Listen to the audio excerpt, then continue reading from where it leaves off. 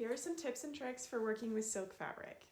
Silk is so beautiful, so soft, so luxurious, but it can absolutely be a nightmare to work with if you don't know what you're doing. To start, you're going to want to use a self-healing mat and a rotary cutter to cut out your pieces. This is because silk is so slippery. If you try to use scissors, it's going to slip around and you're not going to be able to cut out your pattern correctly. You can also layer silk between something like tissue paper or muslin, and that way it's going to prevent it from slipping around. Now when you actually start sewing, you're going to want to use a Microtex needle and a lightweight cotton thread.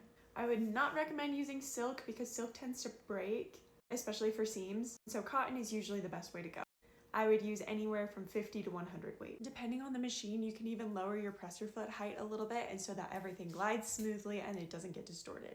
As for your stitch settings, typically a straight stitch is going to be your best bet. And you're going to want to move it to a smaller setting, so I use 1.5 to 2 millimeters. And if your machine just keeps eating the fabric, you can use a piece of stabilizer on top of it. And this might be a personal preference, but I prefer not to use pins on silk fabric at all. I know there are silk pins that are safe to use, but I just like to use these little fabric clips. I got this set off of Amazon for like $1, I'm pretty sure, and there's like 50 clips in it. If you need to iron silk, always make sure to use the lowest heat setting. Silk scorches very easily, so you can either use the lowest heat setting or a pressed cloth on top of it. Hopefully these tips make sewing silk a little bit easier for you.